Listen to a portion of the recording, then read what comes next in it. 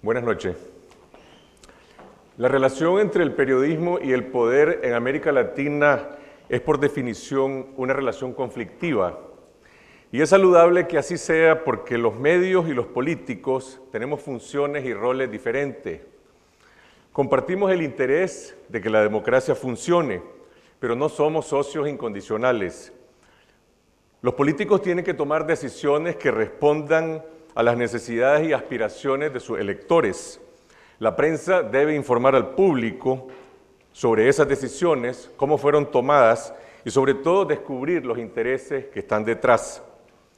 América Latina cuenta con una larga tradición de un periodismo independiente y crítico que investiga la corrupción pública, las violaciones a los derechos humanos y la impunidad. No por casualidad, cada vez que estalla una guerra o se suspenden los derechos constitucionales, los periodistas son la primera baja del conflicto. Cuando hace 10 días, por ejemplo, se decretó el estado de sitio en Honduras, lo primero que hizo el gobierno de facto fue cerrar Radio Globo y el Canal 33.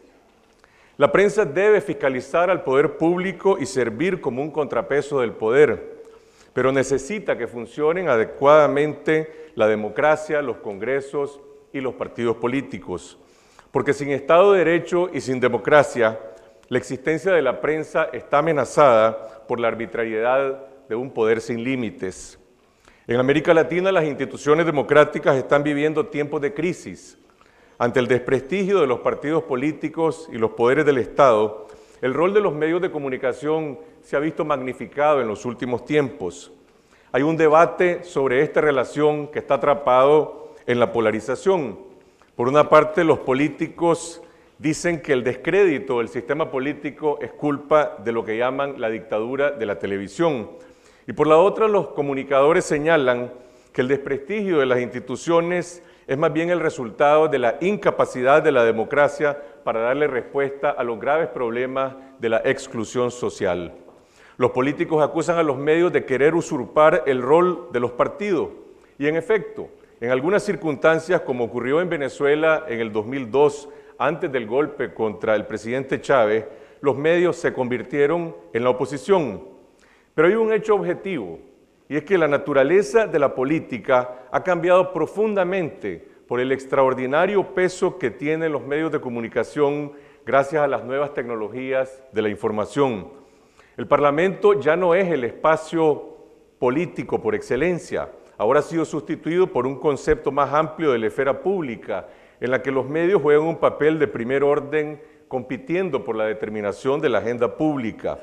Pero además, en la última década se ha producido un nuevo fenómeno político en América Latina, con la llegada al poder de una corriente de liderazgos populistas de izquierda y de derecha, que proponen una refundación de sus países.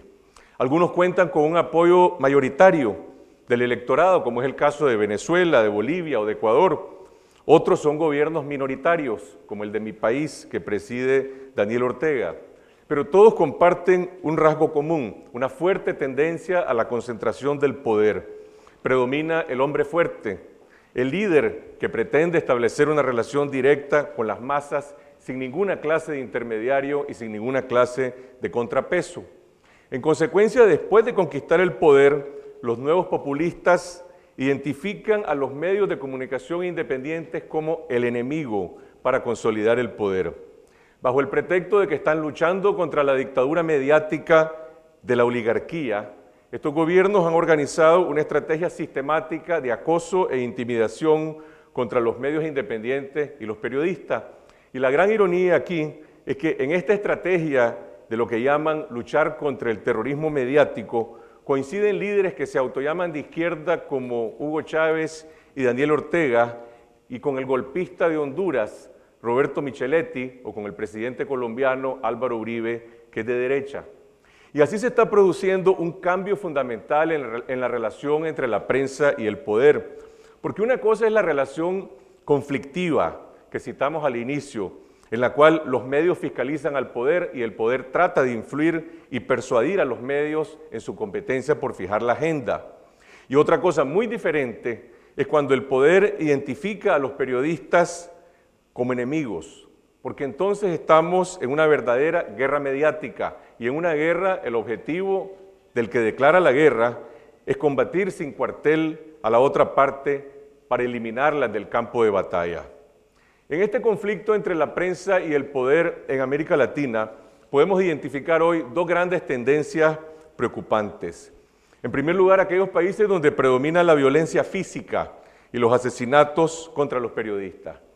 Colombia, con más de 40 asesinatos en la última década, y México, con más de 24, compiten por ese triste primer lugar en el ranking de asesinatos contra periodistas y casos que se mantienen en la impunidad. Los perpetradores de estos abusos no necesariamente son siempre los representantes del poder oficial, sino distintos sectores del crimen organizado que también son foco y escrutinio de la prensa. Me refiero a los carteles del narcotráfico, a las bandas paramilitares y también el caso de las maras. La violencia también se extiende en algunas zonas de Brasil y en Centroamérica. Y uno de los casos más recientes y dramáticos es el de Cristian Poveda, fotógrafo y documentalista franco-español, ex corresponsal de guerra, que dedicó los últimos años de su vida a documentar el complejo mundo de las maras en El Salvador y realizó un extraordinario documental que se llama La vida loca.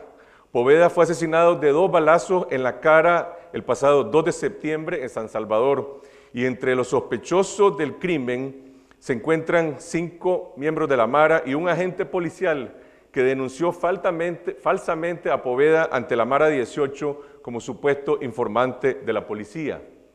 La segunda tendencia, más generalizada aún, radica en las nuevas formas de coacción e intimidación que utilizan los estados para controlar la prensa, en la cual el método principal no es matar periodistas, sino presionarlos a través de amenazas, de agresiones, de mecanismos legales y económicos para fomentar la autocensura.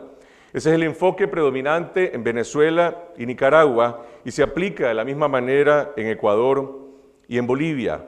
Cuba representa un caso extremo porque su legislación simplemente prohíbe el ejercicio de la libertad de prensa y el Estado se encarga de aplicar ese impedimento de forma implacable.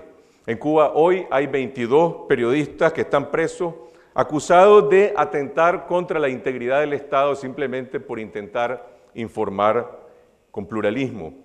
En el resto de los países de la llamada alternativa bolivariana, en el ALBA, las constituciones de estos países protegen el ejercicio del periodismo, pero el ejercicio genera represalias severas, como intimidación, hostigamiento, despido, tanto del Estado como de los sectores privados, así como la cancelación de las licencias para el caso de los medios electrónicos.